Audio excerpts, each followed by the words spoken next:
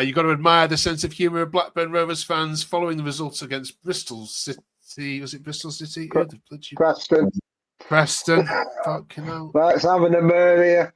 I can't work with these amateurs.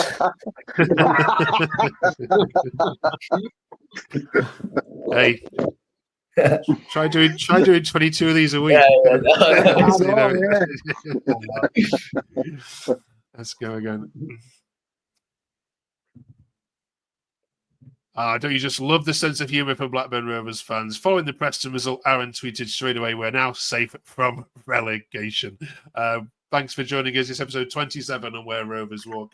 And this week we're asking the question, is Brittain the best right-back in the league? Also, what a difference having Travis back makes. We're looking at Blackburn's February fixtures, and we're also awarding the most unsung hero of January. We've got Harry, Jason and Mark back with us. And stay to the end of the video because, of course, we are finishing off the worst ever Blackburn Rovers 11 by filling in a midfield. This is Where Rovers Walk. If you enjoyed the game against Preston and enjoyed beating them in their own cup final, as many Blackburn Rovers fans tweeted, drop us a like and drop us a subscribe. Let's jump straight into it then. Harry, talk us through the Preston game. What impressed you? Who impressed you? And was it the right result in the end, given their claims of the biased referee? Well, I think it was a solid performance in times. I think it was a marked improvement from where the standard had dropped for the last couple of weeks at least. And given they're far from a bad side, they're not a bad side at all, and they're on a decent run. So to get over the line with the 3 points was massive. It could have easily been a draw. I think there was definitely a fair shout that there was a penalty at the end of the game. Whether you think that or not, it's up for debate. I think there was definitely a contention for it. They did have a lot of other chances as well. We were quite lucky that they didn't put to bed. But I did feel that we were comfortable up until they scored. We did have a lot of dominance on the ball. I think we played some really good stuff at times. I thought players like Dolan had a really strong game. Best I've seen him play in a while. And it was great to have Travis back. He shores up that midfield so well. Without him, you could see that without him and Tronstad, you miss the heartbeat of that team. So having him back clearly makes all the difference. It makes other players around him play better. So yeah, it was a really decent performance, a professional win. I think as professional as they come. I think that's the word. Yeah. Cheers for Harry. Let's have a look at some of the tweets from the game. Tommy says, fantastic from everyone tonight. We ruined their cup final and big day out. Back to winning ways. Let's make the start of something now. Well done, lads. We'll have a look at the fixtures in a minute and talk about the Wolves game. But Mark, yeah, it was nice to get back at home to home 3 points as well. Ewood's become a bit up and down, hasn't it, at the moment? So can this be the start of something good on the run at home now, especially with the fixtures coming up, maybe more favourable? I hope so. Like you said, some of the games that we've had, some of the defeats that we've had over the last month or two. I think I've said before, I think it's always crucial with Rovers to go in front first. I think generally when we've gone behind, we struggle to get back in. And I think the Preston game, obviously getting the goal when we did just before half time, that was a massive plus. So yeah, we've got some. I think Plymouth's our next league home game. I think there's some games that you look at now and you think we can put a run together. And if we are going to add 3 or 4 players before the window closes, plus we're getting players back from injury over the next few weeks, then there's absolutely no reason why not. So it's a funny old thing, football. 1 minute it's all doom and gloom, and then next minute you get a win. And it's surprising what one win can do. And again, especially against the record we've had against Preston at Ewood over the last few years. I know we were talking last week and we weren't really that confident going into it. So yeah, like I said, obviously we've got the cup game at the weekend. So if we carry on a bit of momentum, test ourselves against a Premier League team. And then, like I said, Plymouth the next home game. So a massive opportunity to put another 3 points on the board there. Thanks Thanks, Mark. We're recording this before the QPR game, of course, and of course we're recording this before the transfer window is shut. So next week, join us and we'll get the team to have a look back at who's coming in. But Jason, there's rumours that we might be getting not just one or two forwards. Is that right? Yeah, strong rumours Emmanuel Dennis is expected before the window shuts. I think we were getting that close to the end of the window. Like we always leave it this late. They had to pull something out the hat. The other one is calling Woodrow. I'm not massively bowled over by that one, but we're bringing him in as well as Emmanuel Dennis. I think the signs that maybe, I mean, I know Leonard's injured again, but I think it's only a little knock, so he may depart on loan maybe the rest of the season again late on. But I like the fact that we're overstacking up front rather than just bringing one in open. It's going to be the answer we need. We're giving ourselves an extra two options up front with the looks of it. I believe we have signed Yuri Ribeiro from Braga earlier on Monday. So left back cover. That makes me think that Becker's been playing for quite a while with a knock, but being the only fit left back he's had to play.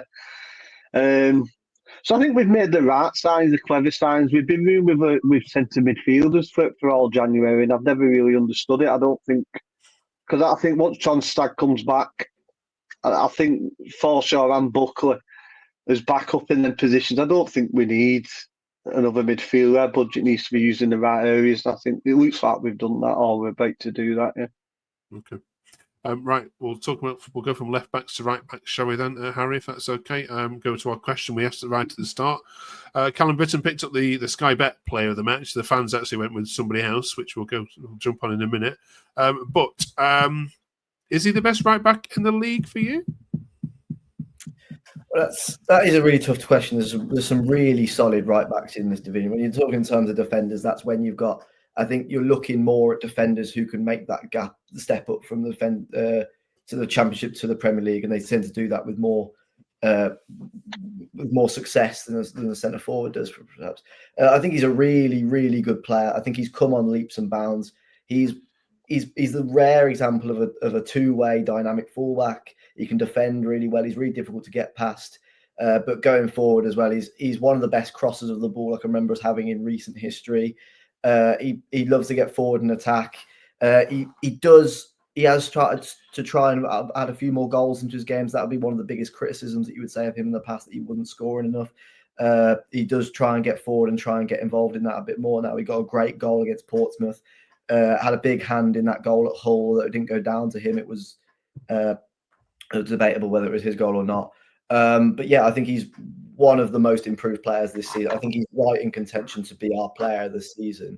And given the fact that last season he was sort of, him and Rankin Costello were never quite nailed on for that position. It was always up for grabs. In fact, it may have been 2 seasons ago where Rankin Costello felt like he was that shoe-in starting at right back, and Brittain had to find a way back into that team. But he's made that position his own. He works really well with Beck on that other side as well, that fullback as well. And he has a nice link up with Dolan on that right-hand side as well when he plays there. So yeah, I think he's massively improved. I've been really impressed with him. Whether he's the best, he's certainly up there. Whether he's the best, I think he needs to continue for a longer period of time. He's had a really good month or 2 months. But if he can continue that up until the rest of the season, I think he's definitely got an argument to be one of the best fullbacks in the league. Yeah, for sure. All right, cheers for Harry. Mark, just another point on this one. Rico says on here, can we not just play him right side midfield all the time? He knows how to cross the ball, as Harry says, unlike some others. He's a great player. Is that a shout, or is that just foolhardiness? I don't know if that's what I'd do, because they're new players at right back. And again, we've not got, I don't think we've got loads of options. I know Rankin Costello's played at right back, but I'm not always his biggest fan. So I know I like the fact that Brittain, as I said, because I think he's matured as a player. So I think obviously defensively he's been solid enough, but you can go on that overlap, and get those balls into the box.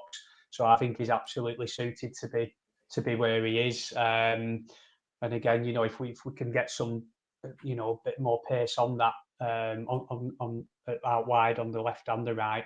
Again, I think the likes of Beck and Brittain, they're really good at that, bombing forward and overlapping, getting balls in the box. So for me, keep him where he is. I think it's working really well at the minute.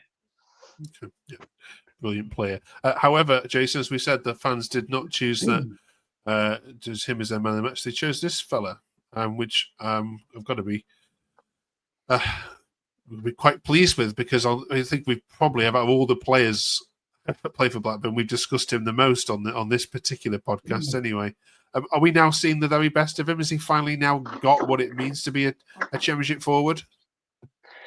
Yeah, he was my pick. I said to the lad, Gay's got man of the match order. He ran them ragged. He absolutely ran them ragged. They couldn't tackle him. Every time they tried tackling him, they failed him. He drew a foul. He won virtually every duel he was involved in. He was winning every header.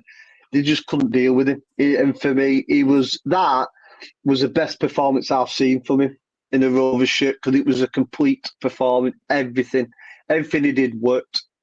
His movement off the ball, everything. But it's the character as well, and it's just the confidence flowing through him at the moment. It's the G'ing everybody up, fist pumping the crowd, scoring, dancing in front of the away fans. That gets the home fans. He knows how to get a crowd behind him. And it's just a confidence he's flowing through him, and I think that's all he needed. He come in with loads of confidence, he hit the ground running a little bit.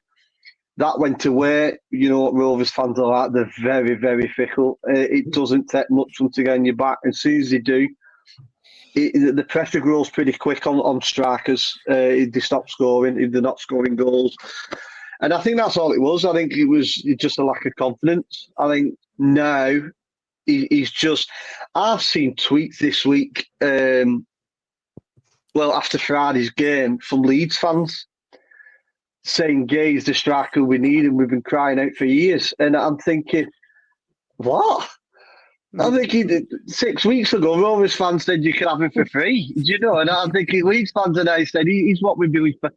But I think in strikers, everybody knows strikers play because they need confidence to play. And I just think we just need the right player to come in who can feed off him, and there are goals for somebody there. He does a lot of hard work that gets wasted because we don't have that player there. And I think hopefully Dennis might be the one, and that might be the key.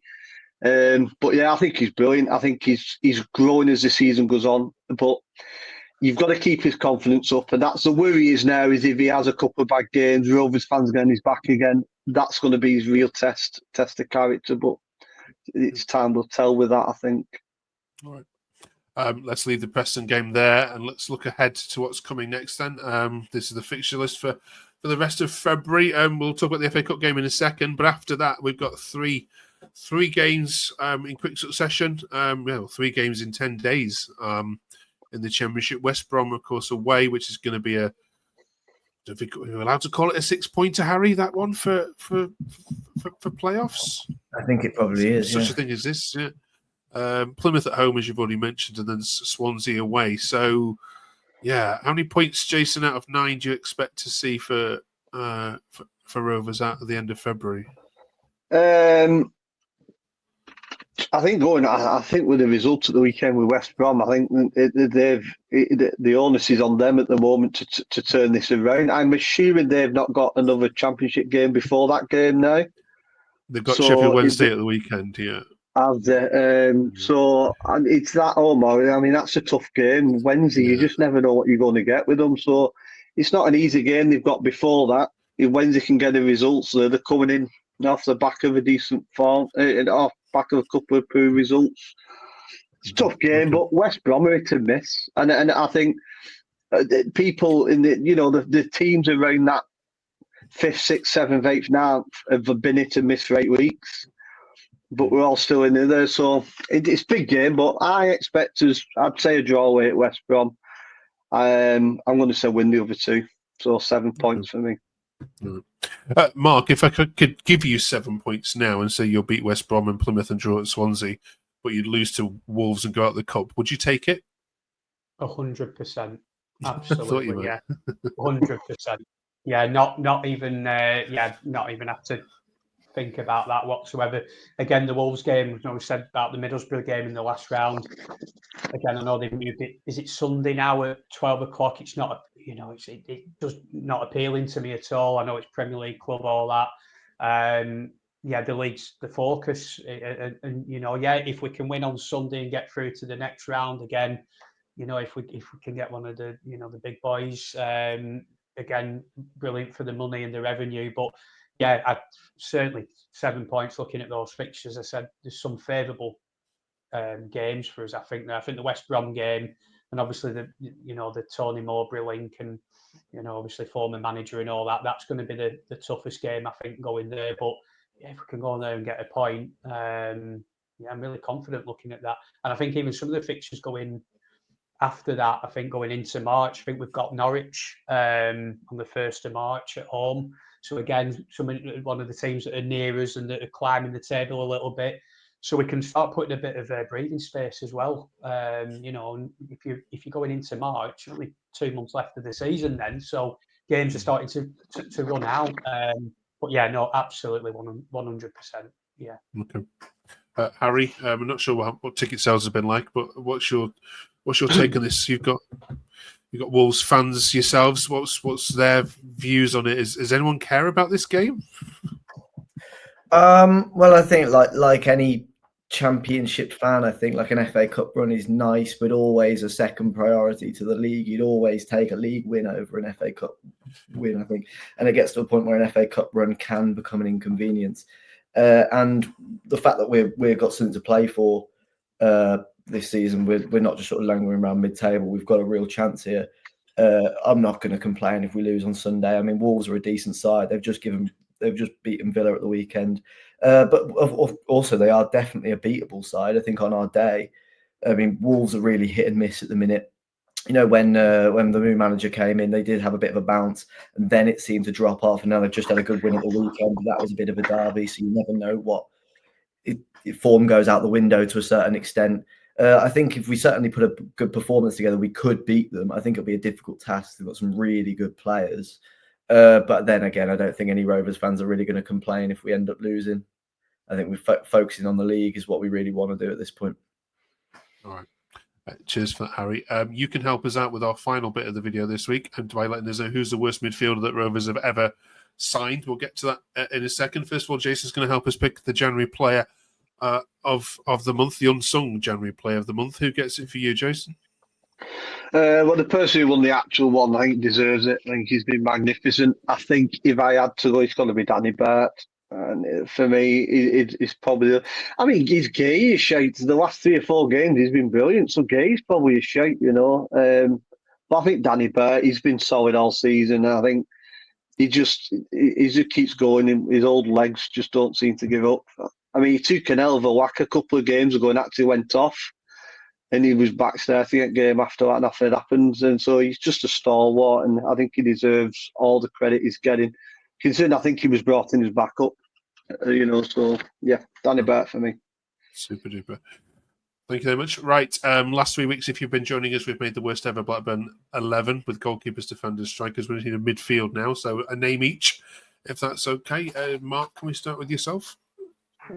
So do you pick? I think I've got quite a bit of a list, really. I think the number one that was at top of the list, and then again, I think a few might agree, Danny Murphy. He was absolutely awful for us. He was shocking. Another player that we signed at, I think, at similar time, Dixon Atuwu. The wages we were paying on those lads as well. I think we, not long from the Premier League. So, a couple of other names. Danny Guthrie, I think he came to my mind. And then going back a bit further, late 90s, Omar Condé. He was a Swiss player. Don't know if many people will remember him, but I remember from my younger days watching Rovers, he was particularly poor. And again, that was the season that we got relegated in '99. So, Danny Murphy is at the top. Yeah. I can fully support that myself. Danny Murphy. Yeah. I can't stand the man. All right, Harry, any more? Well, yeah, it was frighteningly quick how the name Danny Murphy came to mind when the question was. I think I was only about 9 or 10 when he was playing for us, but I remember thinking, this guy is awful. I knew he'd played for Liverpool, decent stint at Fulham or whatever, but he was absolutely terrible for us. So he was one of these sort of, felt like he came with a big name, big reputation, just didn't care. Like he was just sort of, well, I'm here for a last payday, although I doubt it was that much of a payday for him. And he was just sort of, just felt like he was there, but didn't really care, didn't really want to be there. He was just another club that would take him. And yeah, he was really poor. Yeah, so without a doubt, no one even else is a close second. It's Danny Murphy without a doubt for me. Jason. Didn't like him before he came. Didn't like him while he was there. Don't like him now, Danny Murphy. So he has to be in there. Couple of wild ones, whether you remember them or not. Brian Durbo signed from Marseille. Was there for 18 months in 2014. Played 0 games in 18 months. Why do you keep us for 18 months and not play him and then get rid of him? Bizarre one. The other one is Ewood Gulam. 2010, played 4 games, came on loan from Metz, I think it was. Was it Metz? Yeah. Someone like that. Just pointless signings. Yep. Players you sign and come over, you think, these are going to, a couple of foreigners unknown. Sometimes they turn into gems like Chris Samba did. Sometimes they turn into Ewood Gulam. Okay. Right.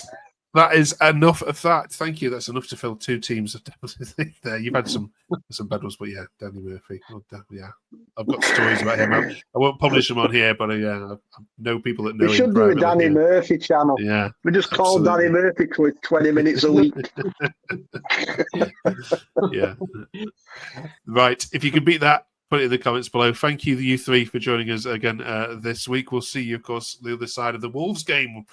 In 7 days' time, and we'll review how that has gone. Good luck in the cup and good luck for a good draw as well next Monday night as well. See you then to review it all. Cheers, fellas.